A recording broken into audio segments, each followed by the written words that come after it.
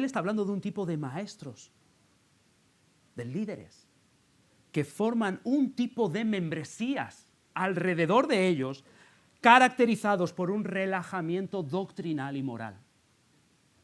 Y este es el resumen de los 9 primeros versículos del capítulo 3, hasta llegar a nuestro texto.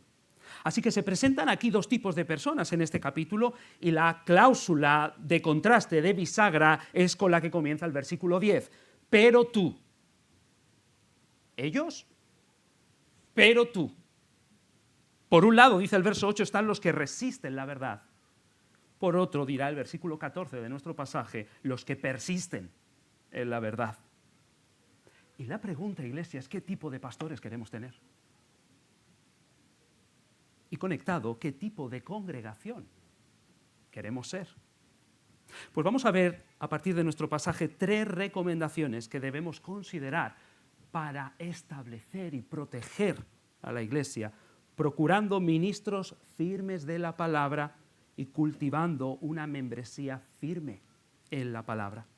Y la primera recomendación que vemos la encontramos en los primeros versículos, del 10 al 13, y podríamos llamarla así: seguir modelos dignos de imitar. Seguir modelos dignos de imitar. Proverbios 13 nos advierte: el que anda con sabios, sabio será, mas el que se junta con necios será quebrantado al final. Esto es un consejo para toda la vida, ¿verdad? Tener buenos modelos a seguir es básico para la vida, en todos los momentos y en todas las etapas de nuestra vida, especialmente para vosotros más jóvenes, adolescentes que estáis aquí. Saber escoger buenos modelos a los que queremos seguir e imitar. Y nos encontramos en estos versículos 3 triadas, podríamos decir, 3 categorías, con 3 palabras cada una de esas categorías, donde se habla de aspectos en los que Timoteo decidió seguir el modelo de Pablo, convirtiéndose a sí mismo en un modelo para su propia congregación. Y la primera categoría podríamos hablar de ministerio. Y ahí encontramos las primeras 3 palabras. Timoteo sigue en doctrina, en conducta, en propósito. Doctrina se refiere a la enseñanza de Pablo. Básicamente consiste en el evangelio de Dios, el evangelio del Dios Trino, el Padre enviando al Hijo, transformándonos por medio de su Espíritu, y todas las implicaciones que eso tiene para toda la vida.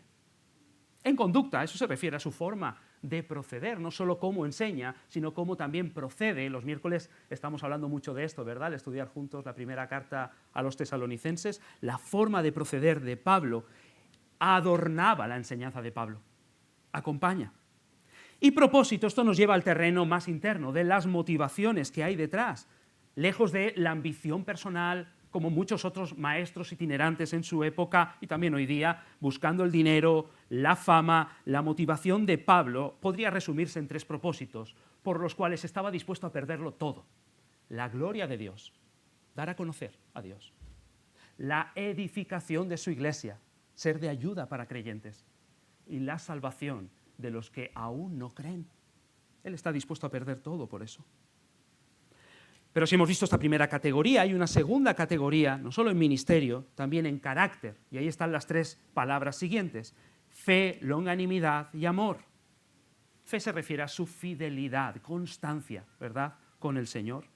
Longanimidad, no sé cuántas veces has usado esa palabra durante esta semana, creo que no, ¿verdad? Pero se refiere a paciencia, sobre todo en momentos de adversidad. Claramente vemos muchos ejemplos en su vida donde estaba siendo tratado de manera muy injusta, incluso por amigos, y tener margen, la capacidad, ¿verdad?, flexibilidad para aguantar durante tiempo ese tipo de trato. Y por supuesto el amor. Pablo mismo dirá en otra de sus cartas que aún trabajando a alguien tanto como trabaja él, si no estamos llenos de amor por los otros al hacerlo, eso no cuenta para nada delante de Dios. Y así llegamos a la tercera categoría. En ministerio, en carácter, la tercera es en sufrimientos. Y ahí encontramos las 3 últimas palabras: perseverancia, persecuciones, padecimientos. Y Pablo aquí pone como ejemplo de esas experiencias difíciles lo que le aconteció durante su primer viaje misionero en 3 ciudades cercanas: Antioquía, Iconio y Listra. Esto lo encuentras en Hechos, capítulo 13 y capítulo 14. Ahí están resumidas esas historias.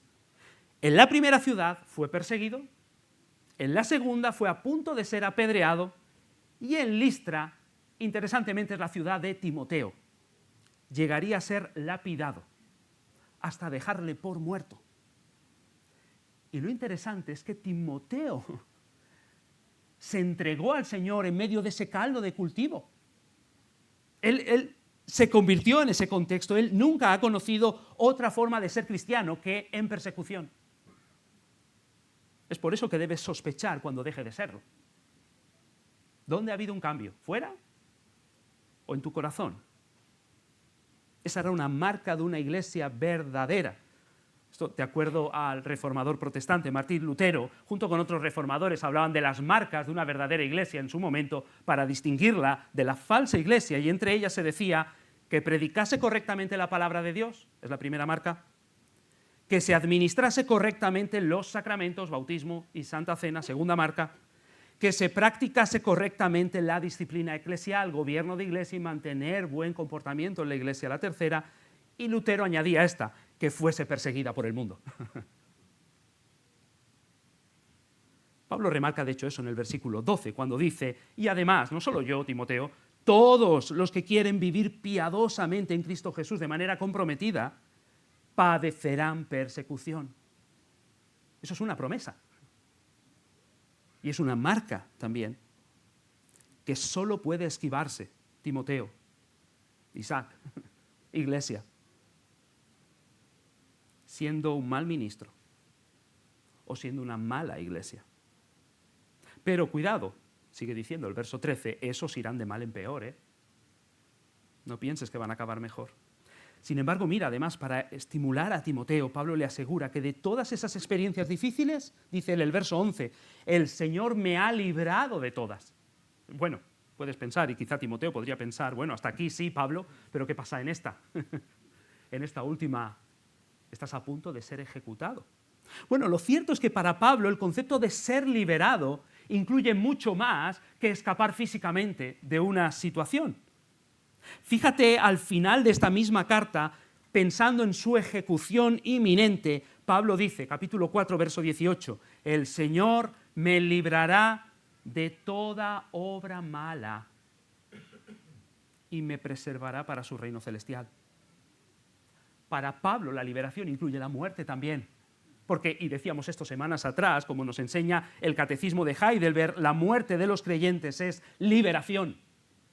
Es liberación del pecado y un paso, una puerta hacia la vida eterna.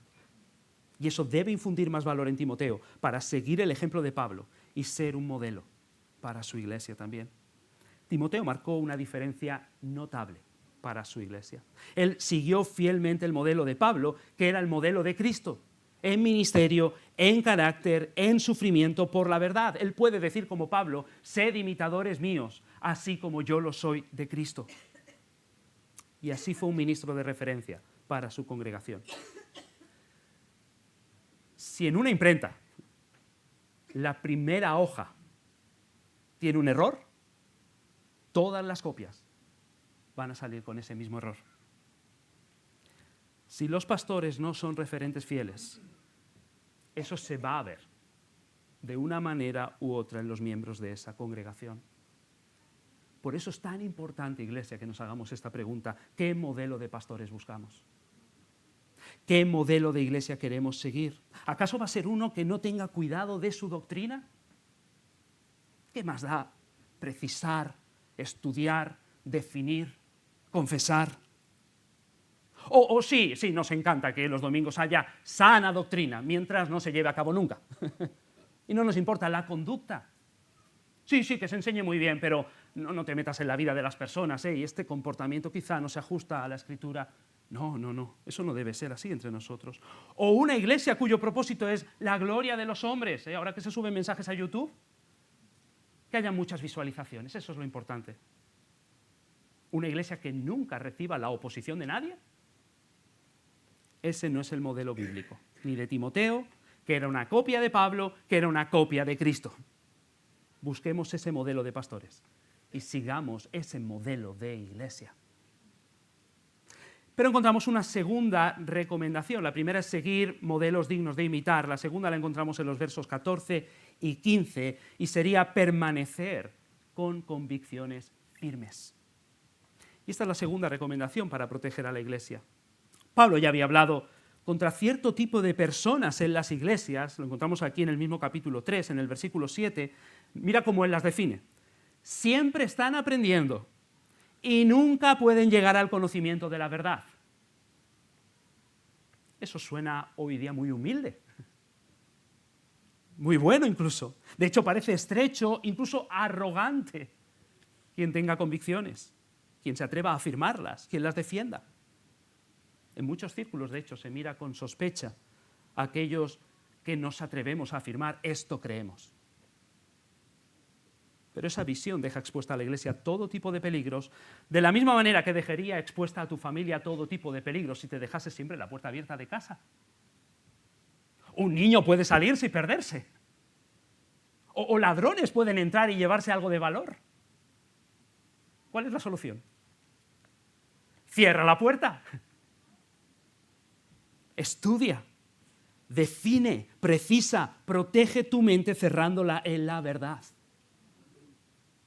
Pablo le manda eso a Timoteo, diciéndole, verso 14, persiste tú, no te apartes, persiste tú en lo que has aprendido y te persuadiste. Claramente un llamado a permanecer con convicciones firmes. Y de esas convicciones debemos considerar aquí dos aspectos que encontramos en el texto. El primero, se han de fundamentar en la revelación bíblica. Pablo le dice, versículo 14, sabiendo de quién has aprendido. Timoteo aprendió de Pablo, enseñanza apostólica. Esa revelación estaba abierta en sus días, sí, pero cuidado, abierta no significa que no estuviese limitada, estaba limitada a los apóstoles, a los profetas. En aquellos días, y de hecho en esta carta Pablo le advierte de eso, se daría una combinación explosiva.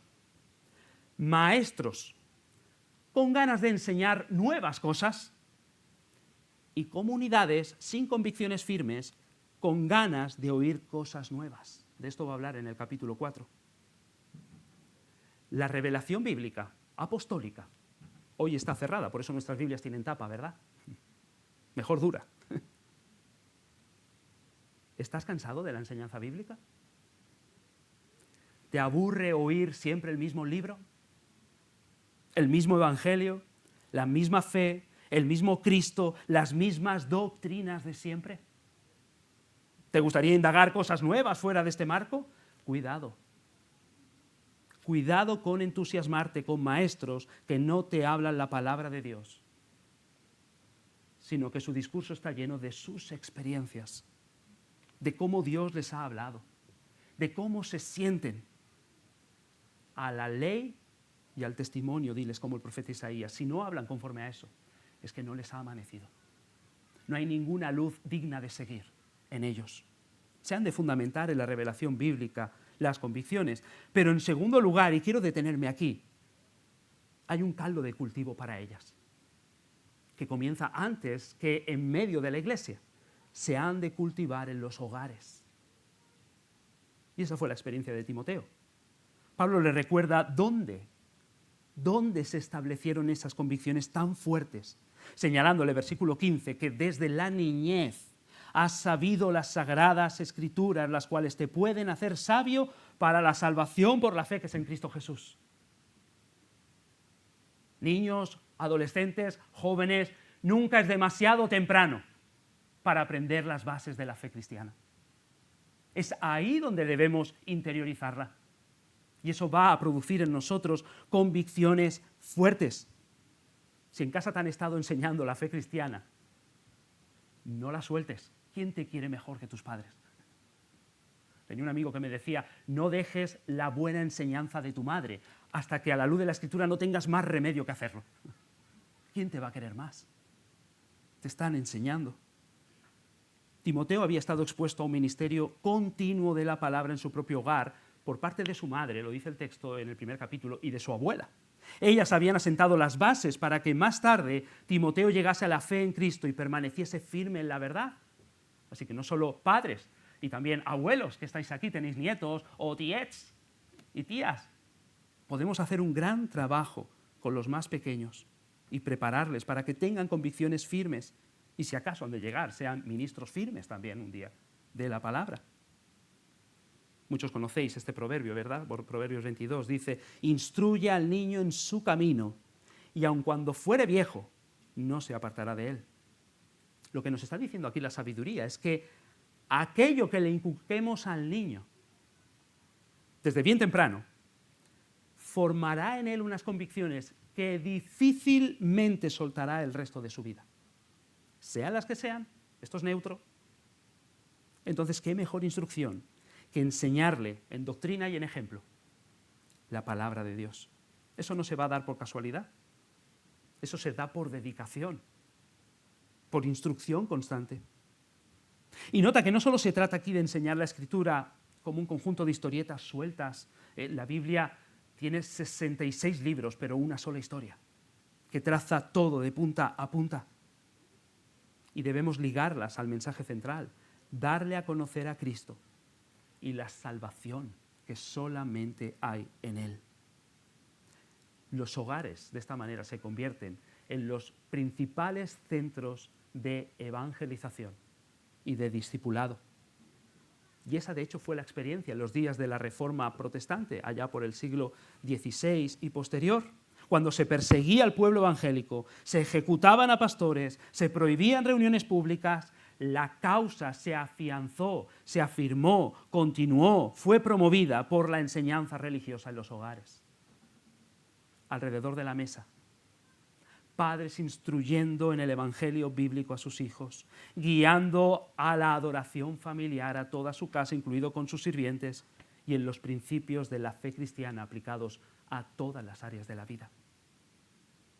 Cultivar la palabra de Dios desde cada uno de nuestros hogares, no cediendo esa tarea a la Iglesia, o al ministerio de niños, o de jóvenes, o a seminarios aquí y allá, por bueno que sea todo eso, pero no podemos delegarlo. Esto es lo que va a formar a miembros en la Iglesia, salvos, maduros y con convicciones firmes. Hogares que cultivan la palabra de Dios es lo primero que va a proteger a esta Iglesia en tiempos peligrosos. Y llegamos a una tercera recomendación. Hemos hablado de seguir modelos dignos de imitar, permanecer con convicciones firmes. En tercer lugar, versos 16 y 17, mantener una visión adecuada de la palabra de Dios. Esta es la tercera recomendación. Poner en alto la palabra de Dios entre nosotros. No solo como un lema, sola Escritura, no, de manera funcional, de manera que funcione.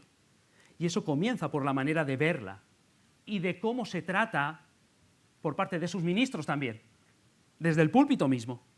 Y Pablo llama a eso considerando tres aspectos de la palabra de Dios que debemos tener muy presente e interiorizarlos. Él nos habla de su origen, de su utilidad y de su suficiencia. Su origen, su utilidad y su suficiencia.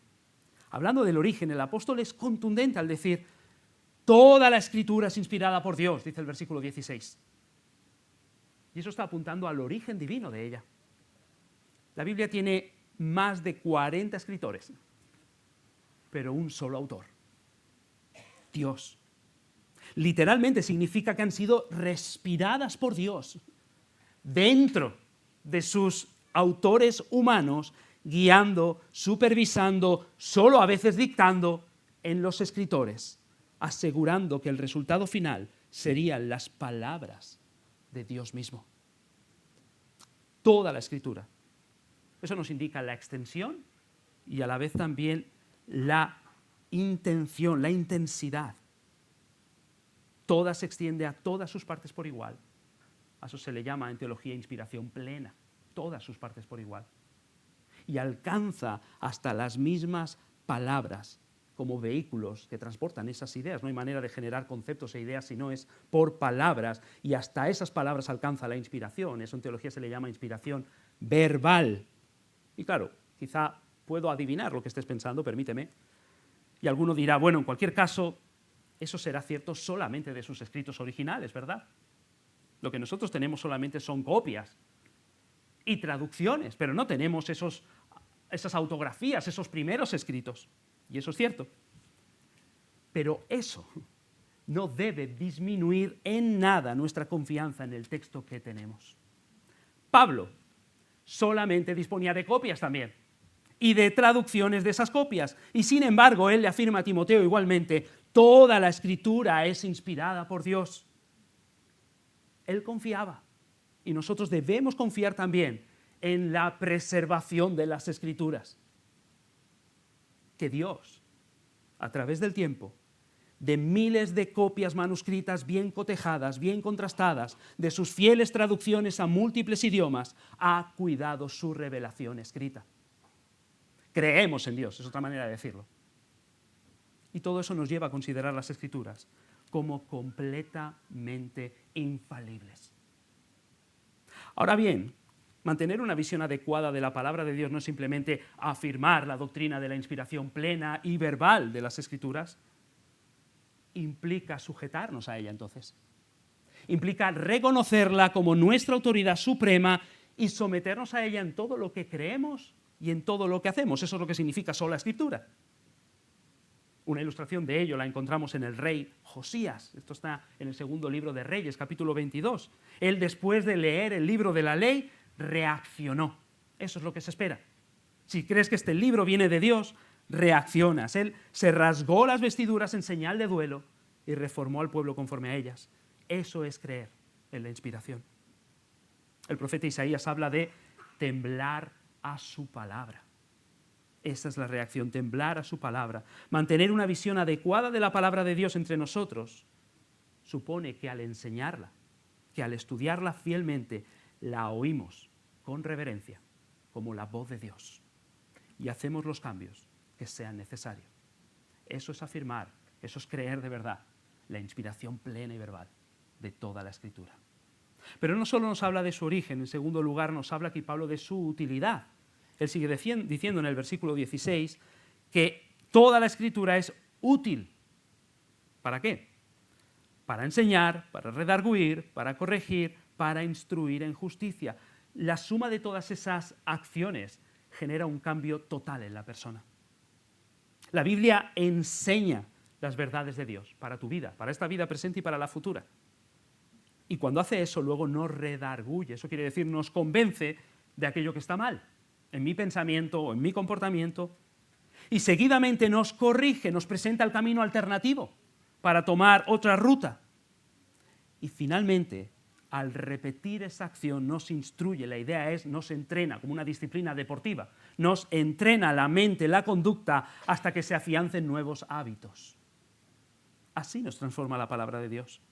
Y Timoteo debe ser un pastor que no solo cree en la inspiración de la Escritura, sino que aprenda a utilizarla sacándole todo su provecho para su gente. Y eso les va a ayudar a tener una visión más alta de las Escrituras e indirectamente también les va a enseñar cómo usarlas bien en casa, cómo usarlas bien de manera devocional, en su vida, en su familia, en su trabajo, en sus relaciones, cómo leerlas bien, interpretarlas bien y aplicarlas bien también. Y vemos dos conclusiones que nos muestran cómo la palabra de Dios nos protege como iglesia y debemos así procurar pastores que la utilizan con precisión, como Pablo le dice a Timoteo en otro texto, la deben utilizar con precisión, es una obra de cirugía, con bisturí. En primer lugar, una iglesia que utiliza bien la palabra de Dios difícilmente, nunca se convertirá en un escondite para aquellos miembros que nunca quieren cambiar y que prefieren seguir desobedeciendo a Dios en sus vidas. Nunca pueden sentirse cómodos en una iglesia así. El famoso evangelista del siglo XIX, Dwight Moody, él dijo en una ocasión, esa cita célebre, el pecado te apartará de este libro y este libro te apartará del pecado. O lo uno o lo otro. Ahí donde semana a semana se utiliza bien la palabra de Dios, no será un escondite para aquellos que no quieren seguirla. Jesús dijo, porque todo aquel que hace lo malo y se alegra en hacerlo, aborrece la luz y no viene a la luz. Entiendas aquí una iglesia que enseña fielmente la palabra de Dios para que sus obras no sean reprendidas. No es nada cómodo una iglesia así para ellos. Pero, en segundo lugar, la segunda parte de esa cita de Moody también es cierta. Este libro te alejará del pecado. Una exposición continua a la palabra de Dios va a alejar el pecado de la iglesia y de las vidas personales, familiares, de cada uno de nosotros, lavándonos continuamente en la palabra y transformándola por completo. Y en tercer lugar, después de hablar del origen y la utilidad, Pablo va a hablar de su suficiencia y termina esta sección y nuestro pasaje de hoy con estas palabras, versículo 17. A fin de que el hombre de Dios sea perfecto, enteramente preparado para toda buena obra. Ahora aquí es importante entender, el término hombre de Dios de nuevo se utiliza como una palabra técnica que está relacionada con los antiguos profetas de Israel. Así que se está refiriendo de nuevo a un ministro público de la palabra. Solo secundariamente esto aplica a cualquier creyente, hombre o mujer, por supuesto. Pero hombre de Dios, varón de Dios, se está refiriendo a un ministro público de la palabra o a un pastor. Una iglesia firme no solo debe procurar un pastor que cree toda la palabra, que sabe utilizar bien toda la palabra, sino que está conforme solo con la palabra para hacer su labor. Nota el sentido tan absoluto de las ideas que hay aquí. Un hombre de Dios perfecto, cabal. Esto es alguien apto, alguien competente, enteramente preparado. La idea es cómo se le equipa a un maestro, con los conocimientos con los que se le equipa, por ejemplo, a un deportista o a un médico, ¿verdad? O a un bombero para apagar los incendios. Así la palabra de Dios equipa a los pastores enteramente y, en verdad, a todos los creyentes también. Es como el vademecum que utilizamos, es como el manual de apagar incendios también. Nos equipa completamente. Y por último dice, para toda buena obra, no se deja nada fuera. No hay algo que un pastor necesite hacer sin Biblia. ¿Te da la sensación de que deja algo fuera que sea relevante para el propósito de la misma Escritura, para la vida de la Iglesia, para la forma de servir, para sus miembros? No necesitan más disciplinas para su labor espiritual, me refiero. La buena exposición, la buena aplicación, la enseñanza en todos los contextos, en el púlpito, en estudios, en consejerías, en discipulados, en evangelismo, en muchos de esos contextos todos los miembros participan, ¿verdad? No necesitamos nada más, sino que las Escrituras son suficientes para transformar la Iglesia, para protegerla y para guiarla como Dios quiere. Procuremos pastores que tienen bastante con la Biblia y seamos una iglesia que se conforma con la Biblia. Por la sola palabra de Dios fue hecha la creación y por la sola palabra de Dios va a seguir siendo hecha su nueva creación. En resumidas cuentas, una iglesia bien protegida será una iglesia que procura pastores y en consecuencia una membresía que cree en toda la palabra de Dios, que utiliza bien toda la palabra de Dios y que se conforma con toda la palabra de Dios. Pueden haber cosas, matices, formas, expresiones, énfasis que no te convenzan tanto de esta iglesia en Vilasar. Eso está bien, pero valora esto por sobre todas las cosas. Busca esto sobre todas las cosas. Exige eso a tu pastor o pastores futuramente sobre todas las cosas y atesora eso sobre todas las demás cosas en esta iglesia. La única manera de que un barco llegue a buen puerto durante una noche oscura es que haya luz dentro de los faros, ¿verdad? La iglesia es un faro en medio de esta ciudad.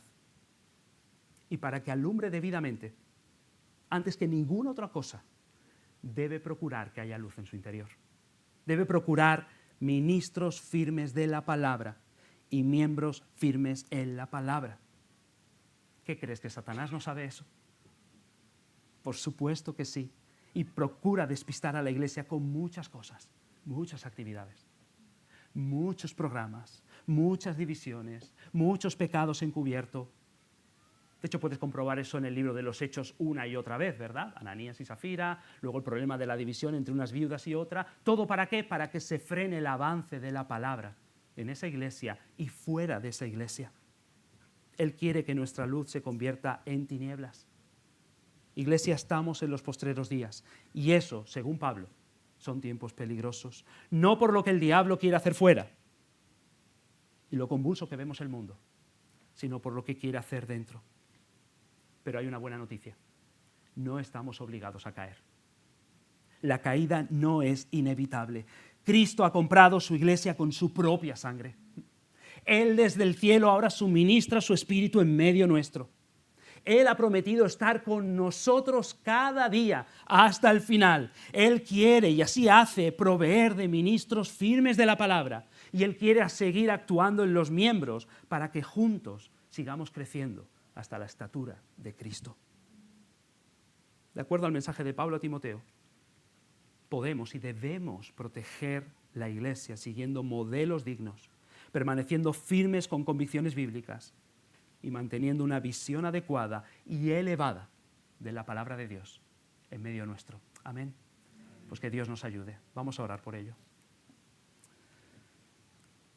Padre, te damos gracias por tu palabra. Como nos dice en Hebreos capítulo 4, a través de ella tú disciernes nuestros pensamientos. Ella es como una espada de doble filo que atraviesa y penetra hasta lo más profundo de nuestro ser y saca a la luz todo lo que hay allí. No simplemente para exponerlo, no simplemente para derruirnos, sino también para sanarnos y para construirnos, para edificarnos. Gracias te damos por este instrumento, por este medio de revelación que tú nos has dado, como es tu palabra. Protégenos como iglesia, que la atesoremos de manera funcional, de manera práctica, que nos sometamos a ella, que tengamos bastante con ella y que en todo momento tú la cuides con pastores firmes en la palabra y formes de esta una iglesia firme en tu palabra, para tu gloria y para la bendición de todo el mundo que nos rodea. Oramos en el nombre de Jesús. Amén y amén. Amén, iglesia. Pues vamos a responder a este mensaje mientras el grupo